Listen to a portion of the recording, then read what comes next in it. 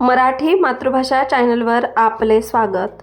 आज आपण मराठी सुलभ भारती इयत्ता 5वी या पाठ्यपुस्तकातील 26 नंबरला जी कविता आहे पतंग, त्या कवितेचे स्पष्टीकरण पाहणार आहोत।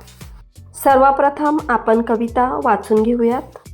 पतंग उडवू चला गड्यांनो, पतंग उडवू चला, रंग ढगांवर मावळतीचा, लाल पिवळसर किती मजेचा, झुळझुळ वारा नदी काठचा, बाजूस डोंगर मळा, करू चला सुरुवात बरोबर, सोडा सोडा रीळ भराभर, पतंग चढवा हे वाऱ्यावर ढगांस भेटायला, मऊ मऊ वाळूत पाय रोवूनी, देऊ झटका दोरा ओढुनी, पतंग जातील वरवर चढुनी, पंख नको त्याजला, जशी पाखरे आभाळात पंख पसरुनी तरंगतात, दिसतील तैसे पतंग रंगीत, खेळ किती चांगला, पतंग उडवू चला गड्यांनो, पतंग उडवू चला।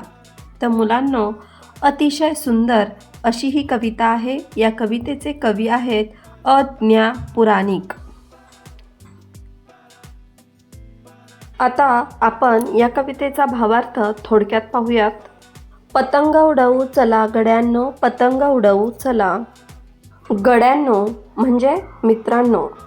तुम्हाला इथे चित्र दिसत आहे, या चित्रात मुलं दिसत आहेत। हे सर्व मुले म्हणत आहे की मित्रांनो, आपण सगळेजण मिळून काय उडवूयात? पतंग। आपण पतंग उडवू चला, पतंग उडवू। रंग ढगांवर मावळतीचा, लाल पिवळसर किती मजेचा। मावळतीचा म्हणजे संध्याकाळचा।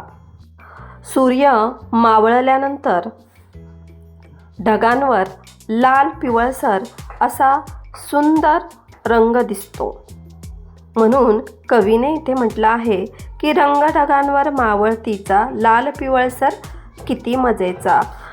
सूर्य मावळल्यानंतर जो प्रकाश पडतो लाल पिवळसर, तो बघायला अतिशय छान वाटतो, अतिशय मजेशीर वाटतो। झुळझुळ वारा नदी काठचा, बाजूस डोंगर मळा। नदी काठचा म्हणजे नदीच्या किनाऱ्यावरचा, डोंगरमळा म्हणजे डोंगरावरील माळरान।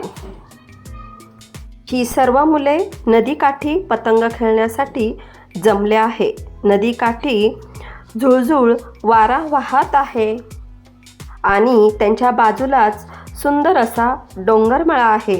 इथे मुले ज्या जागेवर पतंग उडवित आहेत त्या जागेचं सुंदर वर्णन कवीने इथे केलेलं आहे। मावळतीचा ढगांवर लाल पिवळसर रंग पडला आहे, आजूबाजूला नदीकाठचा झुळझुळ वारा वाहत आहे, बाजू सुंदर डोंगरमळा आहे। पुढच्या ओळी पाहूयात। करू चला सुरुवात बरोबर, सोडा सोडा रीळ भराभर, पतंग चढवा हे वाऱ्यावर ढगास भेटायला। रीळ। रीळ म्हणजे पतंग उडवण्यासाठी जो दोरा वापरला जातो त्याला मांजा म्हणतात, आणि हा मांजा गुंढळवण्यासाठी जी फिरकी असते त्याला रीळ असे म्हणतात। इथे कवी म्हणत आहे, चला आपण सर्वजण बरोबर पतंग उडवायला सुरुवात करूया, आणि त्यासाठी भराभर रीळ सोडा। आपण पतंग वाऱ्यावर चढवूयात, म्हणजे वाऱ्यावर पतंग उडवूयात, आणि पतंग इतका उंच उडवूयात की जणू ते ढगांना भेटायला चाललेत।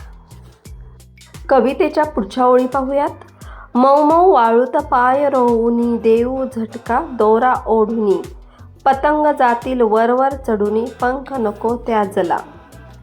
रोवुनी म्हणजे घट्ट पाय ठेवून दाबून, झटका म्हणजे हिसका, त्याजला म्हणजे त्याला। इथे कवी म्हणत आहे, नदी किनाऱ्यावरच्या मऊ मऊ वाळूत घट्ट पाय रोवून आपण उभे राहूयात आणि पतंगाचा दोर ओढून त्याला हिसका देऊयात। मग पतंग आकाशात खूप वर वर चढून जातील, खूप उंच जातील, आणि त्यासाठी त्याला पंखांची गरज नाही आहे, त्याला त्यासाठी पंख नको आहेत। जशी पाखरे आभाळात पंख पसरुनी तरंगतात, दिसतील तैसे पतंग रंगीत, खेळ किती चांगला.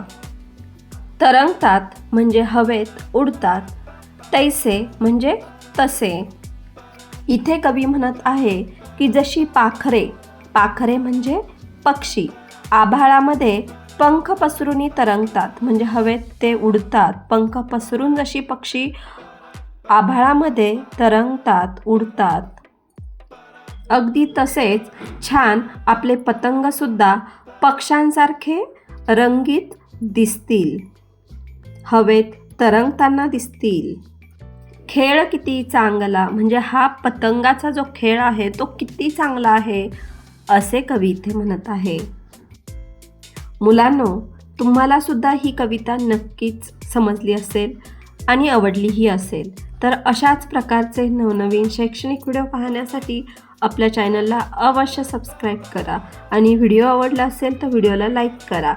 थँक्यू.